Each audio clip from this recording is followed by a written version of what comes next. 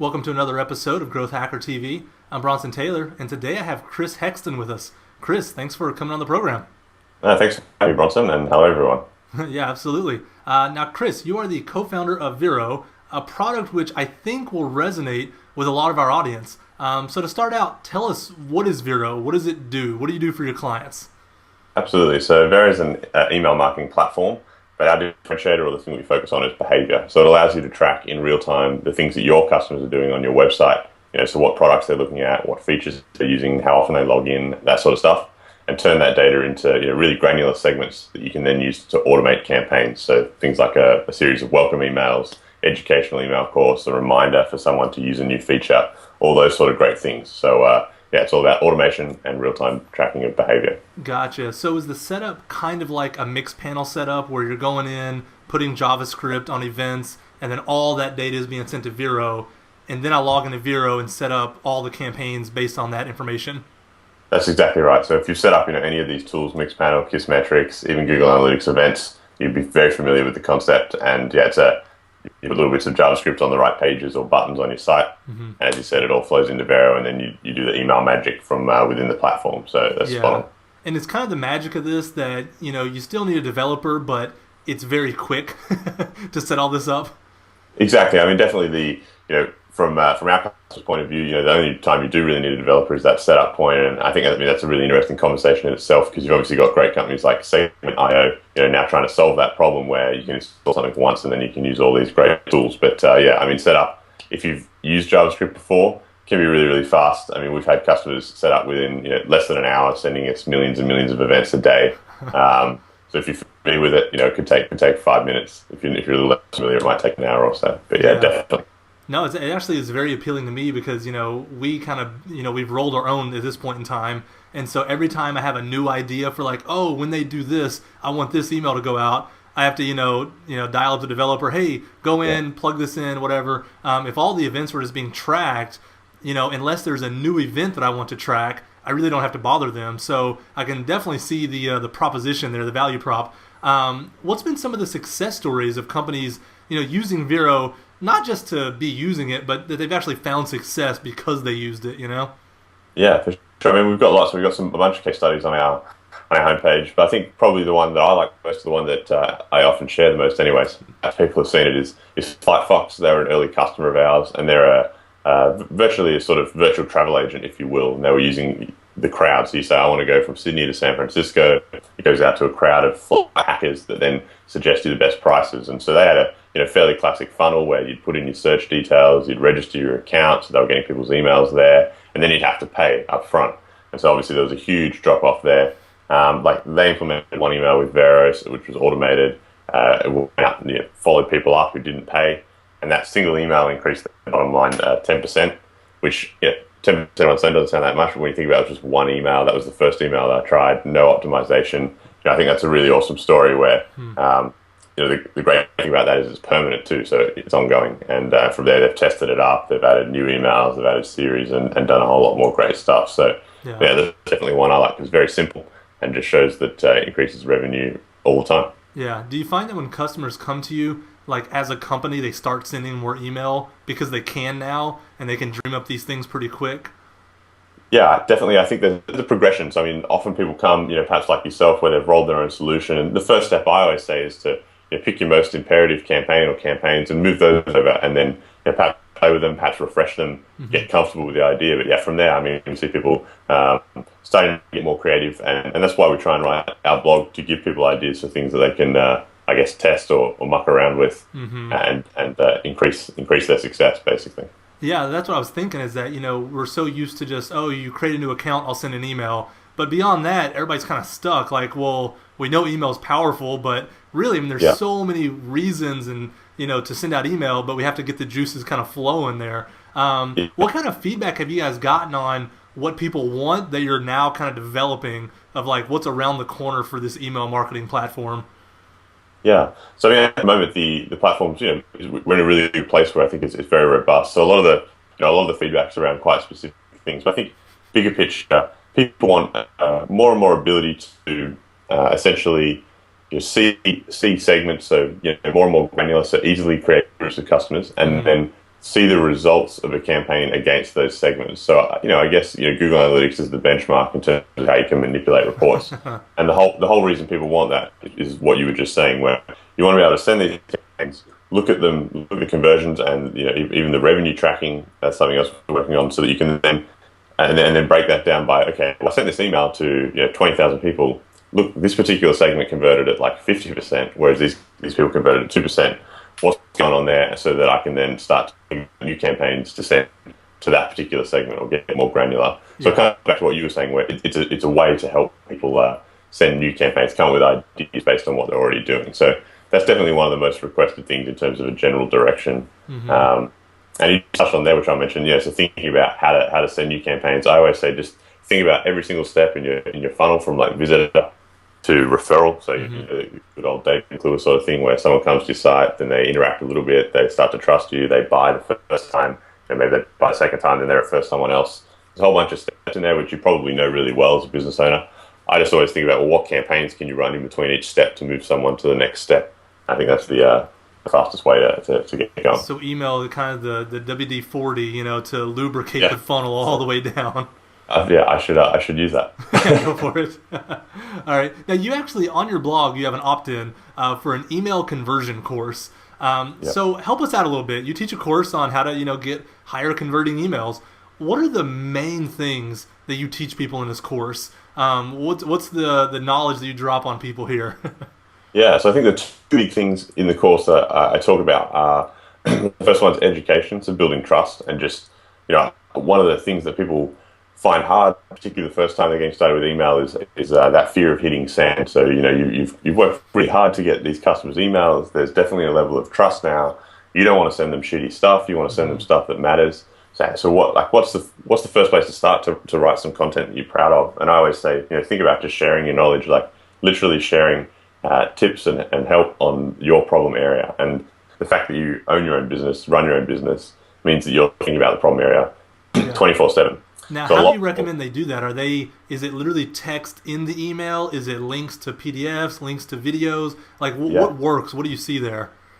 Look, I think it really depends. So, I'll give you an example. In the case of B2B software like ours, our email course is a form of education, right? It's a sharing things about our problem space. But on the other end of the scale, so in that case, it's a whole bunch of text emails, right? It's quite heavy. There are links out to other posts where I want to go deeper.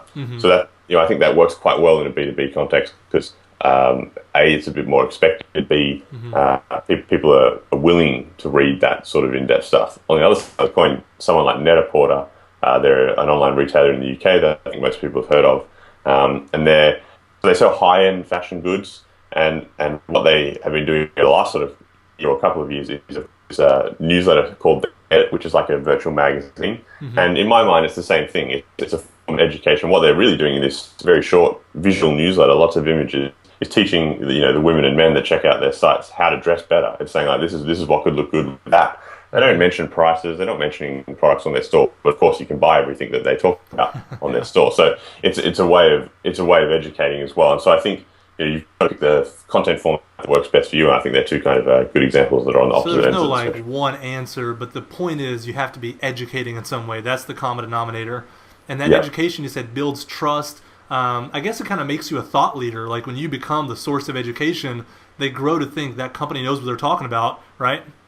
Exactly right. And I guess you hear this over and over again, but building that profile as a thought leader puts your business in a great position, and email is another great tool to do that. Yeah. So I think thinking about it from that angle is the perfect place to start.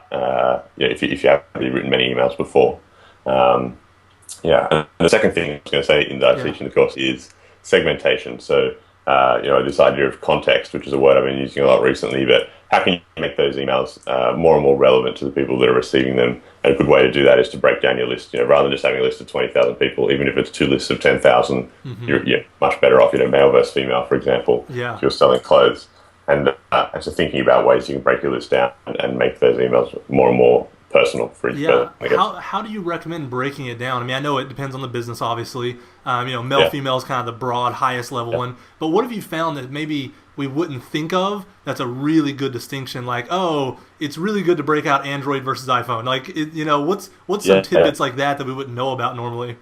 Yeah, no, that's a really good question. I mean, because I'm trying to think of something that would work for everyone. I mean, I've been doing a lot of stuff recently for ourselves that I'm fairly proud of, and I think it's been really interesting. But I guess maybe a better answer is I'm not trying to dodge the bullet. Like, No, that's fine. my approach has been to try and so all segments I've been doing are quite specific. So like an example that I wrote about recently is we did an AppSumo offer back in October 2012. So last October we had a lot of the people who had bought those coupons. The offer was for a year's worth of Vero for a fixed price.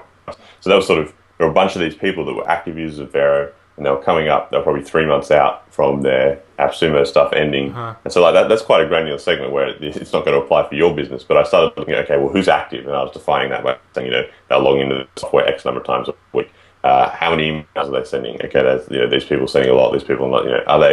Do they come from AppSumo? Yes, no, and sort of putting those things together, and then coming up with campaigns to get them to upgrade early or to use new features of the software that they weren't yet using. And those campaigns are very different sorts of campaigns I was sending to the customers that weren't AppSumo. So I guess the two things I was using to do segmentation there are behavior, so things like how often do they log in per week, and then attributes. And so the attributes you collect depends on your business. So in this case, one was source. Which sort of answers your question, but that's great. That's exactly the kind of stuff I'm looking at. Is just get ideas, of how to segment things. Do you recommend that people, when they get a new email address on file, that they add as much data as they can to that email address so that later down the road they can segment? Because I can imagine, you open up a business, you're online, you got your storefront, whatever, and you just start collecting emails, but they're all just in one big bucket. You don't know what's different about any of them. But if you start thinking about it, you can start tracking and kind of tagging them. Okay, these people came from this campaign. Because a lot of people, they wouldn't even know which ones came from AppSumo. You know what I mean?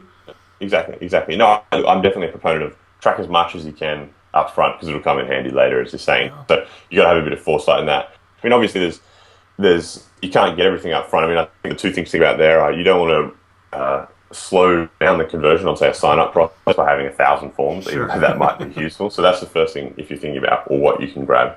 And then, so in that case, just be happy. You can build it up over time. But the second thing, I think you're right, that always try and track where people have come from, using UTM tag or some form of custom parameter. I mean, that makes online marketing go around and is really useful for segmenting, like you said, where customers come from is a big one. So if there's nothing else you can track that stuff without asking. It's implicit as long as you're setting up all the tags correctly on your links. So definitely rock and roll with that one. No, for sure. And one thing that companies can do as well is even after the fact, they may not have tracked things on the front end, but they can use different API services like Full Contact, for example. They can send an email address to Full Contact, and for a large percentage of them, it'll send back household income data and some really granular stuff. And then you can segment based off somebody else's data that's relevant and accurate.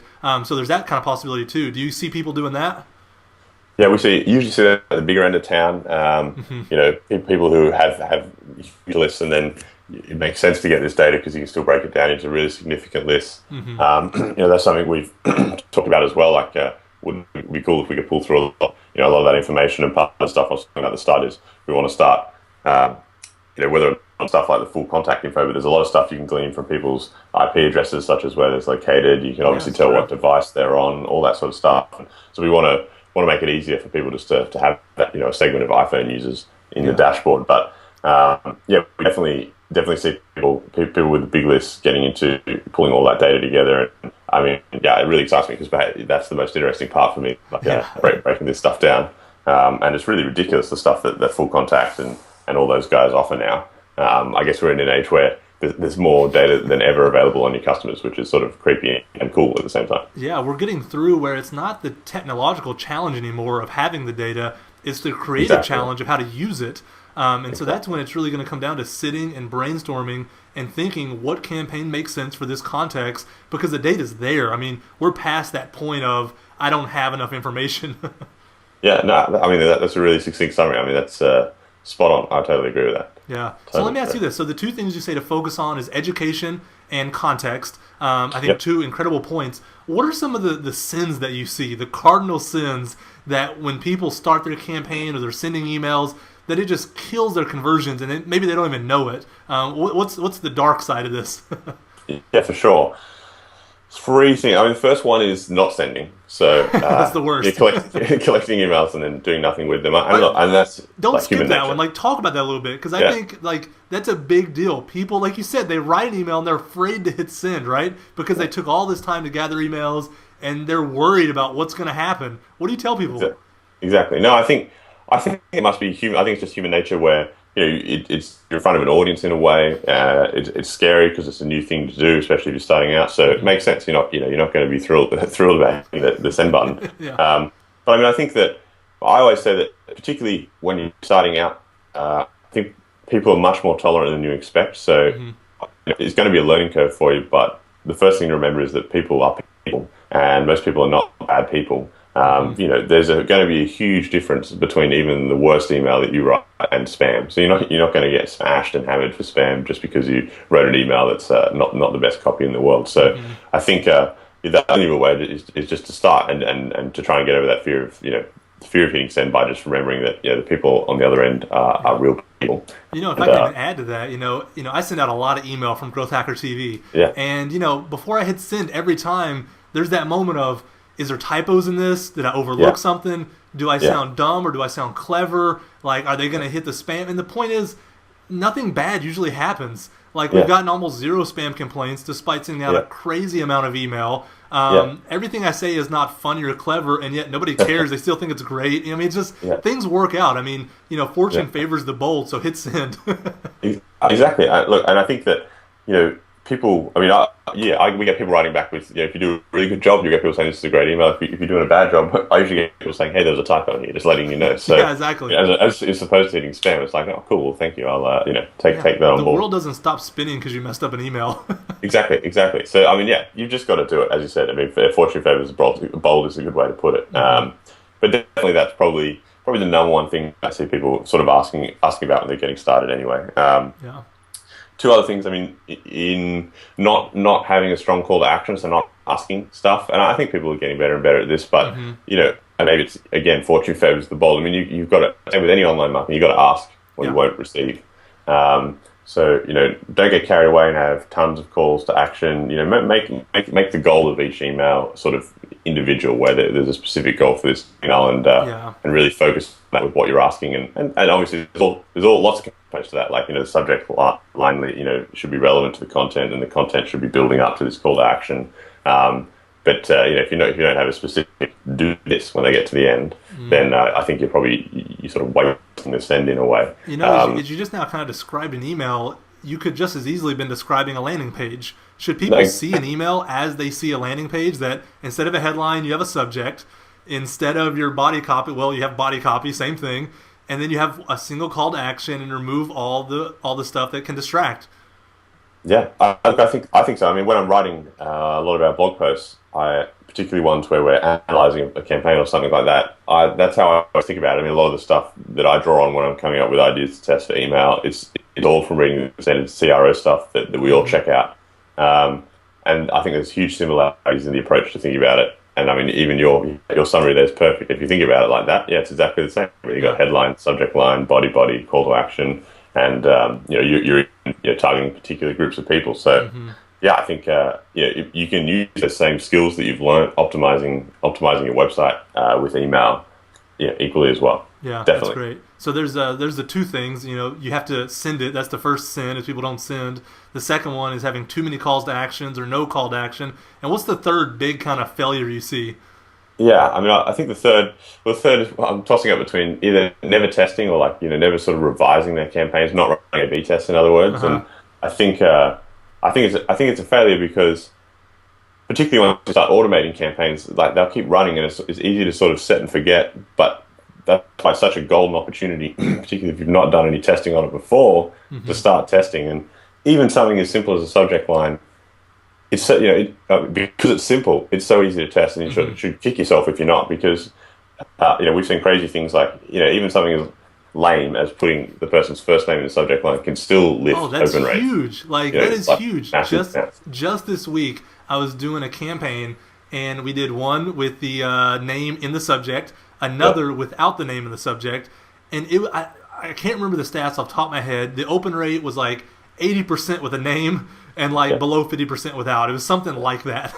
Yeah, it's like it sort of blows you away because anyway, it's all those little things. Like, I mean, that is a perfect example. So, if you're not doing A/B tests, then I think if you've got everything else set up and you're doing the call to action, everything's sweet, then that's an area that you can still get massive gains. And I think you're just missing out on opportunity if you're not. So I'd say that's probably the third thing that I think. Yeah. Well, let me ask you about the A/B test in emails.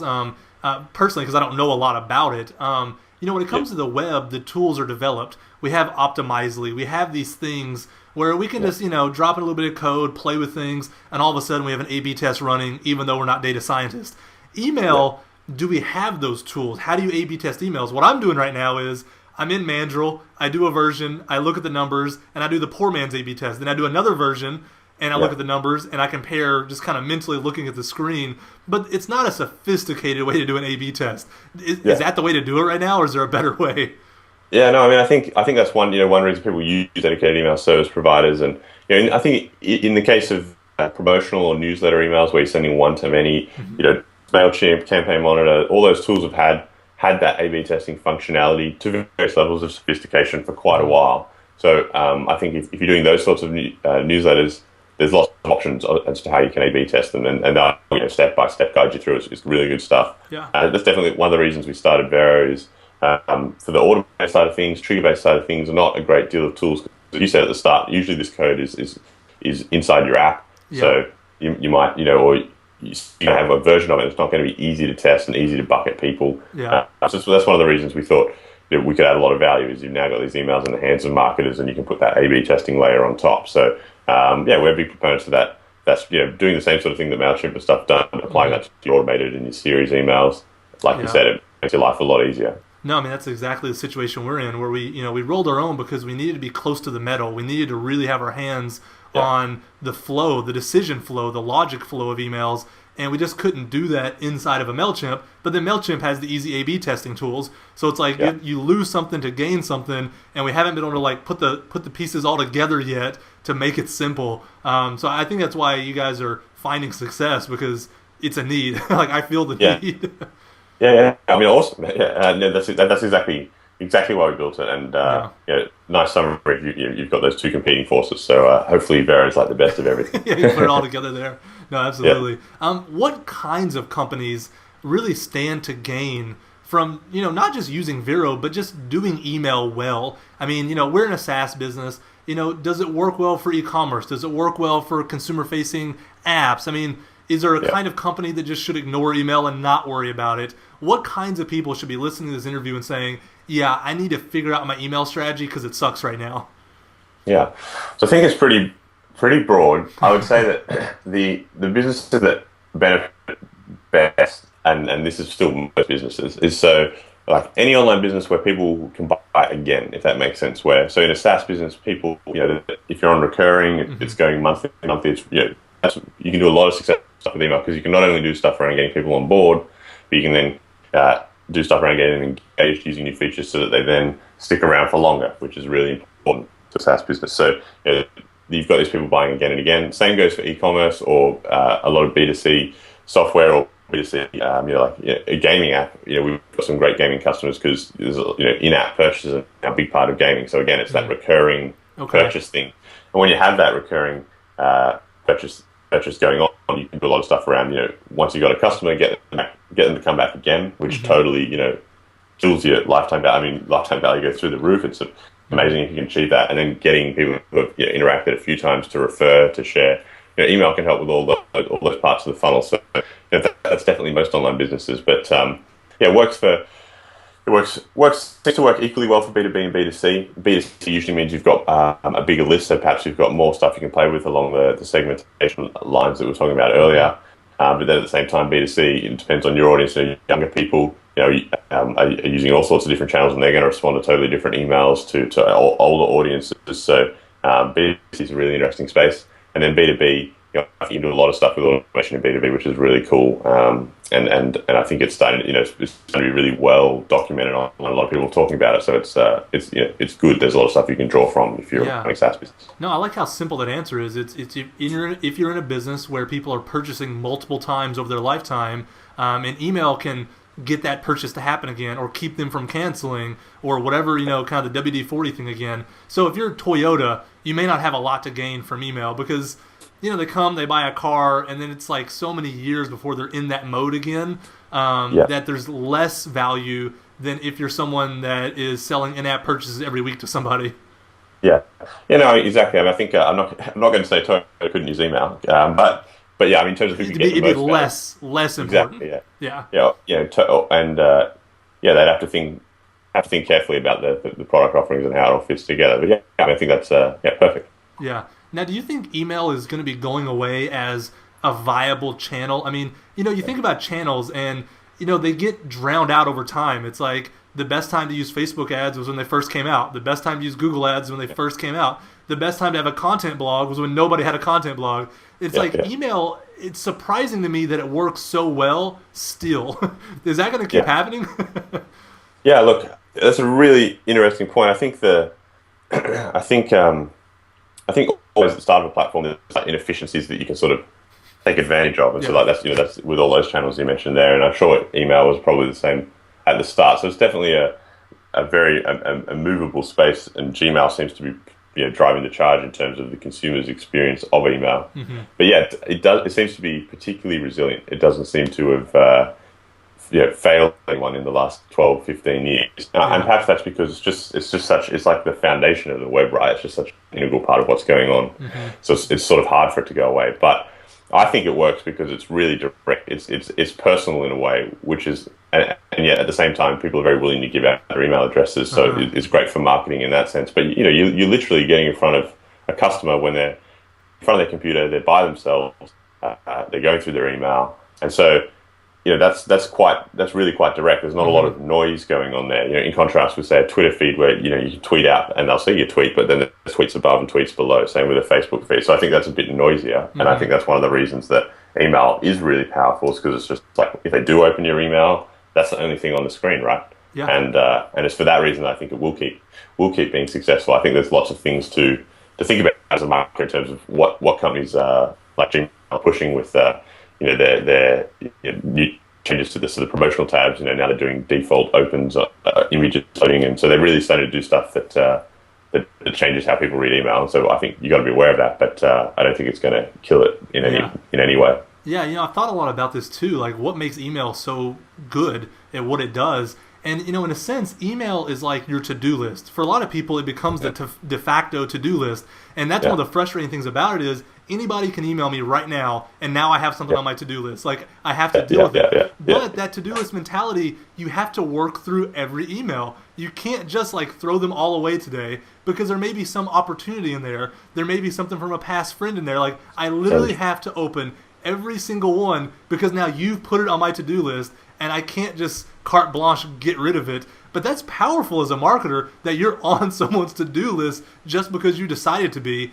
And then it goes back to the subject line. You put something in the subject line that is personal, and now all of a sudden it's not only a to-do thing, it's a to-do thing that I want to open. I mean, there is so much power there. And, the thing about this too is, so many times I'll send emails en masse for different reasons, and people think they were custom one-off emails from me because of the way they were worded, because of the creativity I put into them, and they respond like, oh, that's great, I'm so glad to hear that, like, whatever. They respond like, oh, I'm sorry about that. Like, they actually think I emailed them personally. And then at one point I was like, that's odd. And then I realized I do the same exact thing. I'll get an email from a company, and I'll think, did the CEO just email me? Like, or was that a mass email? Like, I actually don't know. And then I have to look at, the fine, code of the email to see what's going on. Like, email is powerful because even I get fooled by it. And even I do as well. I think I get your emails and they're great. I mean, I think, like you said, if you do it, if you're wording it well, then it's personal. And I haven't heard someone just describe the power of it in that sense, but I really like what you're saying. It is a to-do list for everyone, and with most people trying to get to inbox zero as well, like you said, it's a task. You're going to go through every single one. And which is really powerful to market it. So yeah, I think it'll stick around, and obviously we're banking on it. But I mean, nothing. We haven't seen anything to say it's declining. So power to email. Yeah, and if you think about it as a to-do list, then don't send it from the company email address because then they can mark it out without looking at it, and don't put a subject that makes it so obvious that it's en masse or from a company. So if you use your personal name in a subject that could be personal, now all of a sudden they have to open it. They can't just. I mean, are you going to delete an email that you think might be personal? No, never. Exactly, and I absolutely. I mean, that was the fourth thing I was sort of tossing up, putting in the cardinal sins, like things around what's the from address you're using, what's the name you're using, how are you appearing to these people, because being personal seems to win every time over being mass big company as far as I've seen. So yeah. Well, that kind of leads into the next question I was going to ask you, because you guys see so many different companies send so many different emails. I used to send kind of heavily designed, MailChimp template emails, that kind of thing. And now I just send plain text. It's easier for me to write. It's easier for me to just deal with. It's easier for people to open on different browsers, devices, whatever. The call to action's easier because there's like one main link, on the top of it there. But you probably have a lot more data than I have on this. Is that a good practice, just plain text it, or is it good for certain companies to really make it more polished and designed? Yeah, I think you've got to think about it just in terms of your goal. So, most of the time for B2B business, plain text seems to work as well, if not better. Mm-hmm. I think that's usually because it's about building relationships. It might be part of a sort of sales flow where the rest of the process is one. So why the hell would you have a HTML email all of a sudden? Uh-huh. So in those instances, it looks odd, or there's no adding the big fancy emails, not adding anything to the experience. Mm-hmm. Anything is detracting. And I think in contrast, if you're sending an email where it can add value, and so online retail, if you're buying a shirt, it's quite a visual thing. So in that case, there's an argument that these images are going to add value. So in that case, it probably would be better to have the HTML, have fancy HTML. I mean, another example that I tested recently for ourselves was releasing new product features. We usually like to have a screenshot of something we've done. That's true. And so I made that in that particular email. I've been using a fancier template, and it has been converting better, and people are engaging more. And I think it's because the images add value that people understand what the hell I'm talking about like that. Mm-hmm. And in that case, it also shows off that you can do HTML templates in the software. So I mean, there were two specific reasons to have a heavily designed email, and it's worked. Whereas if there's no specific reasons to have one, then plain text seems to win every time. So that's how I like to break it up. That's a good reason. Make sure there's a reason to make it designed. So if we come out with new features, maybe showing screenshots, make it a little different, would probably be better. So I like that. That's good. Now, you guys have experienced quite a bit of growth yourself. I mean, we've been talking a lot about the platform, email in general, your clients, but you guys as a company have been growing a lot over the past year and a half. What kind of growth have you guys had since launching? Well, first, when did you guys launch? I guess that's the first question. Yeah. So we launched around June 2012, and we got our first paying customer in August of that year. So 2 months after we launched, and last year we grew just over 1,400% in the year, and sort of average growth rate of 22 to 30% per month, which is really awesome. And let's hope we can do that again this year. So it's been faster than we expected, and it's been really great. I think there are a few reasons for that, but yeah, it's definitely been exciting. Yeah, that's awesome. Now I saw on the blog post you did, the first 12 months you said was really trying to get to product market fit. That was your goal. Talk us through that journey just a little bit, because a lot of people, they're trying to get product market fit as well, and they feel awkward, they feel discouraged, they feel like this is not normal. Like, what does that journey feel like, look like, and then how'd you know when you actually arrived at product market fit? Yeah, I think that's interesting. I think we probably. So in the post, the point I was making is that I think it really took 12 months for us to have true product market fit, and I didn't know that till we sort of hit it, which is interesting. I think the thing that I sort of remember reading this somewhere, so this probably isn't really my own thoughts, but when the ticket, like the support tickets we were receiving, started changing from 90% being, hey, does your stuff do this, to other stuff. So like, how do I do this with with your software? I can see the tools there. I just can't figure it out. Gotcha. Or, this is broken. And so that's when I really thought, well, hang on, now the software's actually got people aren't complaining about shit that's missing and that they want to pay for. They're now complaining about other stuff that we've mucked up. So Yeah. I thought that means it's got everything that people need to do what they need to do with this platform.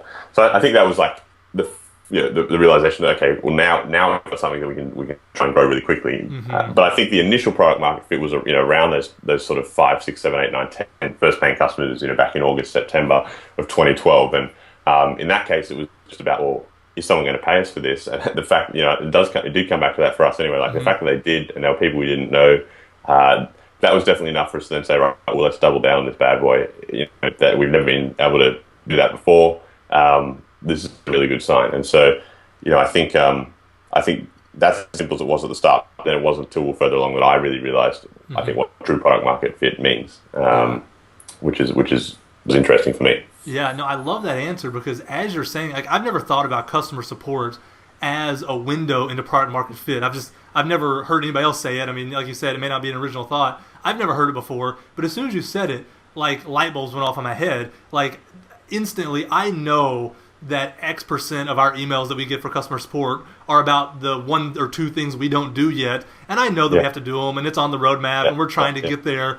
But it's like that's just where it's at right now, and I know that we'll be even better product market fit when I cross those thresholds. And so I would just recommend think about customer support, like what the people listening and watching this, what kinds of things are people saying? Because it's almost like a survey that is ongoing all the time. We just call it customer support.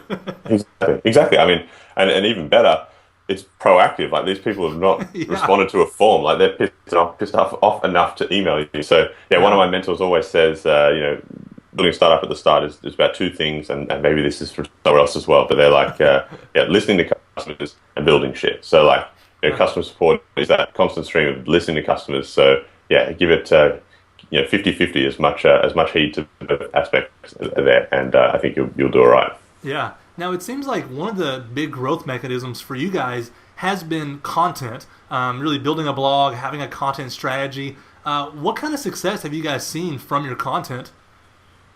Yeah, so content's the only channel that we try and be scientific about and really drive forward. I mean, I think the other source of customers is, of course, word of mouth, which I find a bit harder to track. But we don't do any AdWords. We don't do any AdWords. We don't do any. We do a little bit of display remarketing, but I sort of put that in my content bucket. So from day one, it's been content, and the reasons were there was a really great article I read earlier this week, sort of saying do what plays to your strengths. If you've never done inside sales before, so you've never outbounded people, then that's going to be hard. I'd never done content before, but it was definitely the channel that I had the most skills in.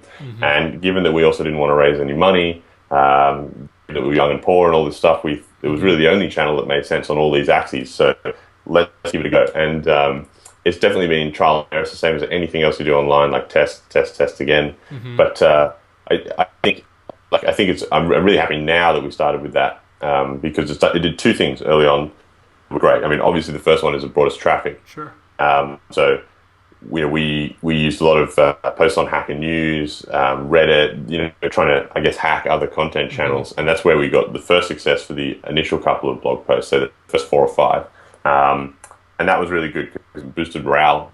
It showed that we could write stuff that people gave a shit about. It gave us the tick we needed to progress and actually try and build our own audience more organically on our own blog. And the other thing it did is build brand awareness. And so people start seeing the name around, you're becoming that thought leader. And PPC doesn't do that, right? Because it's not so.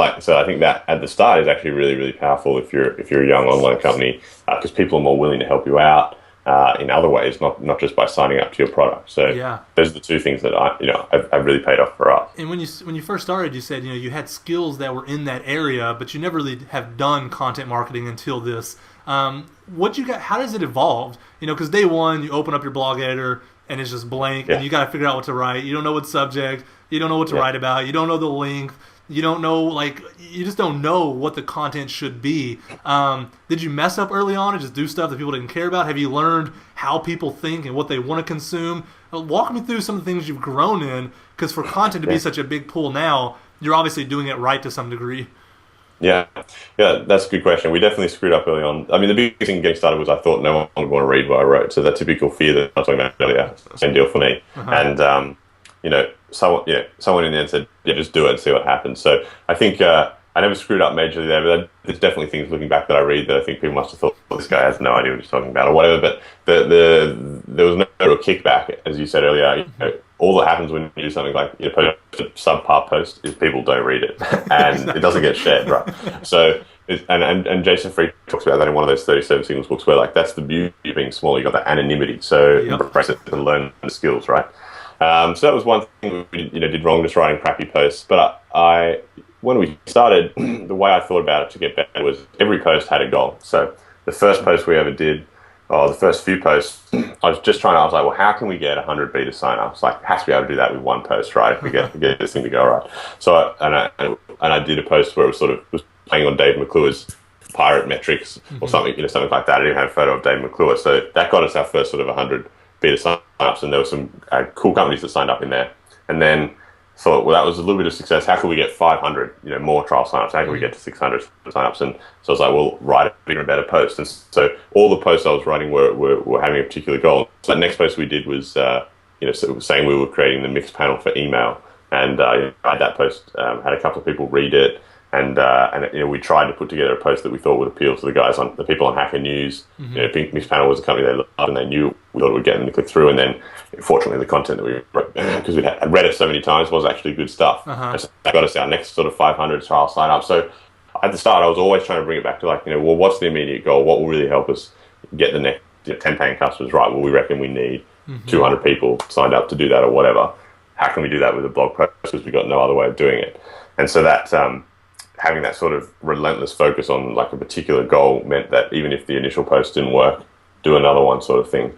Yeah. And that's probably the biggest thing I've learned up until now, a year and a bit later, is just consistency. You're going to have those weeks where you write something bad, and if you think you've got the psychology all figured out, a post will just tank.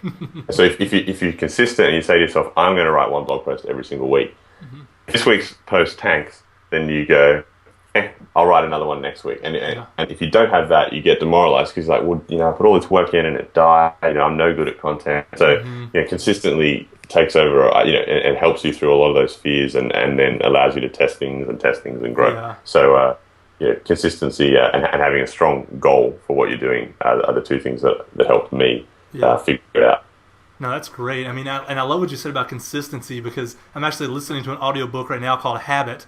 And, in there he says 40% of our daily actions are habitual, not decisions. We're not presented with a choice and we choose one. We just do it because that's how we do it. When we come into the office, do you check email first? Do you get coffee first? You do it because of a habit, not because every day you think, what should I do first today? And so when it comes down to habits, you can put your life on autopilot if you build good growth habits into yourself. So if you have a growth habit of, I will write a blog post every week, and that will become a habit, you don't have to decide to do it every week. I decide to record an interview every week. I decide to write a recipe every week. I decide to think about growth with, kind of taking the blinders off every week. Like, build in habits that lead to growth, and growth will be a byproduct of your life, not something you have to, figure out every day. You know what I mean? Yeah, that's really awesome. I really like that. And that actually makes a lot of sense. Every Monday I try and not go to the office. I'll go to, the library is usually where I go. That's because...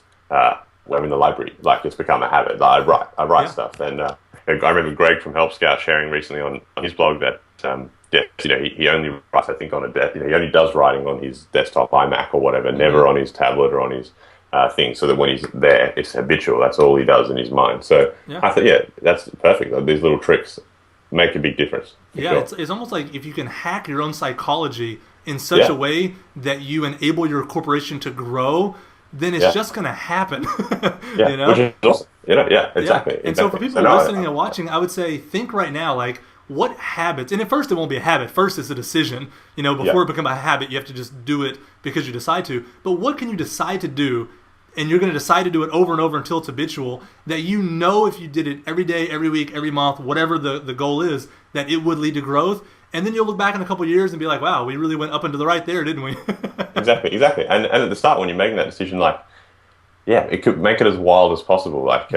at the start we had these specific goals for the blog, but now I think, well, how can we make how can we make our blog as good or as big as, say, Kissmetrics, Yeah. and like that's pretty outlandish because they do an amazing job, but. Why not? If what are the steps to make that to happen, and then make those a habit? Yeah. I guess is how I would think. That's one of the things I'm learning from this book. They say once something becomes a habit, the cognitive load to do it lessens because you've built it into your life in such a way that you can do it on autopilot. So it allows you to use your mental energy for higher level activities related to it. So for you right now, at first, writing a single blog post was a mental exercise. Now it's not. Now becoming as big as Kissmetrics becomes the mental exercise. Writing the blog post is easy. You've built it into a habit. Exactly, and in fact that's the exact point right now where we're spending a lot more time. We use Trello to do all our content, and I blogged about this recently. We're spending a lot more time, planning out the next sort of month and a half, and then that way it's sort of like content on autopilot, because then you just come in, you've done all the strategic thought, what you're talking about, and you just come in and you go, what have I got to write today? It's this, and so that's exactly, really at every stage it's just going to change what you're thinking about. So that resonates with me. No, that's awesome. I mean, and kind of a side note to give people behind the scenes of Growth Hacker TV, I have like 50 or 60 recipes waiting to be written. Like, I know what they're about, I know the title, I know the ingredients, I just have to write them. So when I come in, it's just there and I write it. Like, it's in my head, I just got to get it out. But I have a system that allows my habits to really dictate growth. And so it's not hard anymore. It's going to work. So that's good stuff. I'm glad you guys are experiencing the same thing because it's exactly what I'm learning about and what I'm experiencing in my own life. Let me ask you guys this. Do you guys use Vero for your own emails? Like, do you actually use your own product to manage your logic and emails and all that? Absolutely, yeah. I think everyone talks about dog fooding your own stuff, and particularly I always hear the guys at Atlassian talk about how important that's been to them. And we're lucky we're in an industry where we can use our own product. So using it to me is really, really important, and it's a big driver of a lot of the a lot of new ideas anyway that we then check with customers. But yeah, email for us has been really important. It's become a lot more important as we get a little bit bigger. But from day one, it was how we got a lot of those posts out. We always built an email list because it meant that we had these people that were somewhat loyal to us and interested in what we were doing, and that's really, really great for anything from asking for feedback on the product in the early days, right through to asking them to share stuff. So it's definitely been important. I mean, particularly the last 4 months, I wrote a post on Lincoln Murphy's blog a few weeks back, back in October, I sort of thought, right, well, I want to start doing some more stuff with email. I've been pretty blasé for 3 months, and I looked at, well, what's the overall conversion rates? In other words, of every email we send, how many people then actually do what we want them to do? And those goals could be sign up for a free trial, it could be become a paid customer, it could be use the feature, whatever. And the end was around 2% or something like that. And I thought, well, that's probably not too bad, given that maybe average click rates in general are 2%, and we've got 2% converting. But then I thought it doesn't seem great either, given that we're trying to be thought leaders and really good at this email marketing stuff. So I thought, what can we do? And this idea of using your own ideas. I've been segmenting a lot more over the last 4 months, and what I basically did is we didn't send any more emails per month. It's not like we were sending 20,000 a month and started sending 100,000 a month. So our customers were still getting the same number of emails per week, but each email that we were sending was way more specific. So the emails you were getting were much more relevant to you. And we managed to get that number up now to about 7.8%, I think it was, in terms of people converting from the emails sent. So that's been really interesting. Yeah, so I mean, it's been really interesting to do. And literally all we've been doing is, before we put together a campaign, strategizing more and thinking, who have we got in what stages of the funnel? Let's send them something really relevant to get them to take the next step, rather than just sending to everyone, hey, check out newsletters. It'll be like, well, hey, you haven't used this beta feature yet. Why not? Or here's some suggestions, which might be totally different from how we send it to someone else. So, not increasing the volume of emails, but increasing the relevancy of emails has been something I've been excited about, and it's helped our growth for the last 4 to 5 months. No, that's awesome. And I've heard you mention a couple times already that, early on it wasn't as big a deal because you don't have as many emails. But as you get a few emails, then an email strategy becomes important. Do you have a number in your mind of a threshold of like, all right, if you have less than 500, don't worry about it. Just write good content, do some other stuff, and then after that it matters. Don't worry about it till you got 3,000. Like, is there a number in your head where at that point you should have a somewhat serious email strategy? Just to give people watching just an idea of when they should really, kind of drill down on this stuff. Yeah. So I would say that email is always important. So I think what happens is there's probably a number where it changes. So early on, like let's say you've got let's say I think 500 is pretty good, right, in a B2B sense anyway. Let's say less than 500, you should still be sending emails, but it's like you said at the end there, it's not going to be as strategic perhaps. You're not going to be able to do lots of segmentation because you've got 500 people. Yeah. But you can, that stage of your company's life, those 500 people are pure gold. I mean, these people have put their email down on a landing page, probably on the internet, for a company that does nothing, and they're willing to give it, give it to you so you can talk to them. And so you better be talking to them. But it comes back to what I was talking about before. Those should be those really personal emails where you're getting feedback, where you're asking questions, because those sorts of people will hit reply. Like, these are the first couple of 100 believers in your product. So use that to do very personal stuff, get feedback on your product, do great things there. And then as it gets bigger, particularly if you're doing content, you can start to be, well, who should I be sending blog updates to and product updates to and things like that. So I think it's just the nature of the email changes, around the threshold. And in terms of content, I think the magic that I hear and seems to have played out as well for us is around 5,000. Approaching that number seems to be a really good number where your own blog starts to take on a life of its own, and people start sharing a lot more. It's as effective to post on your own blog as guest posts, and apparently it starts to grow a lot quicker from there, which is sort of where we're at now. It would be interesting to see the next 12 months. But that's something I've had a lot of people say to me. So I'd say that's the number anyway that comes to mind. Yeah, and it's interesting. Hey, say it takes on a life of its own. It's kind of like the what they call the flywheel. At first, it takes a lot of work to do a little bit of momentum, but eventually you build up an audience, you build up some steam, and things start doing the work for you. It's almost like the more you grow, the more you grow. Yeah, exactly. And there was a cool post, or maybe it was someone asking Hexton yesterday. I was saying, but how do you build a good flywheel for marketing? What are the steps? So I actually read that yesterday, and so I didn't even read that. So so it's perfect. Like exactly what they were saying as well. Yeah. Well, Chris, this has been an awesome interview. I got one final question for you here to kind of close out on. It's the question I ask everybody at the end, so you can kind of take it any direction you want. But what's the best advice you have for anyone that's trying to grow a startup? Because in the last year and a half, that's all you've been trying to do. You wake up every day and you think, how do I grow Vero? What do I do today? What do I do tomorrow? What advice do you have for somebody that's in those shoes trying to grow a startup?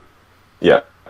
I think someone said this to me recently, and they'd been having some challenges, and we were talking about people who have been much more successful, and it seems that it's just like, I think you've just got to have a ruthlessness about what you want to achieve. So, and that's just a mindset thing, and so there's maybe some practical things on that in a sec, but like, you've just got to be obsessed with like getting the numbers higher. That's all you got to come into work, and that's what where yesterday is not good enough. That sort of attitude, like it needs. Why has this not happened yet? Why have we not got 500 signups? Why didn't this person subscribe? Whatever it is, and then with that ruthlessness, you can then start to think of you'll just go at it, go crazy with ideas to get that to happen. I think where if it hasn't happened yet and it needs to have happened, who knows what you'll come up with that is outside the box. Yeah. But then, I would say that tied to that is consistency. Definitely double down on something. Like you said at the start, huge amounts of effort required to get any momentum on anything. That's normal, right? So we're all going through that. But that doesn't mean don't give up. If you've decided that content's something you're passionate about, you've got some skills to pull off. Keep going at it and make it work. Make your blog the next Kiss Metrics, because you're the one, if you're ruthless enough and focused enough on it, that can make it happen. Yeah. And it's just a matter of plugging away, trying new things, and getting there. So definitely for me, consistency and just a real focus on the end goal. Like I said, the content was the channel we decided to use, and up front, and even now, the goal was not get 20,000 visitors; it was get 100 beta signups, because that was the most important. Now get X many trial signups, get this many people paying, and having that ruthless focus on the number that makes a difference to you is what works for me. I love the idea of being ruthless. I mean, that summarizes the way I approach projects so well. Really, it's something we've built into the whole team here. When any number is not up and to the right, we're all upset about it. Like, we're all emailing. We're all trying to figure out, well, what do we do? How do we make it better? Like, everything has to always be better. And we're just ruthless. And I read in a book once, it said, how good you'll be is mostly determined by how good you want to be. And it just always stuck with me. It's like, what ceiling do you place upon yourself? Because that is where you'll stop. And so if you're saying you want to be Kissmetrics, well, that's where you'll stop. You know, if you say you want to be bigger than them, then that's where you'll stop. Like, you'll stop where you want to stop, because that's how amazingly awesome we can make things when we're ruthless about them. So I love that word. That's awesome. That's definitely how I try and think about when I'm down or we're in a bit of a lull. It's like, well, am I being ruthless enough, brutal enough here to get to the next stage? Yeah. Well, Chris, thanks again for coming on Growth Hacker TV. This has been awesome.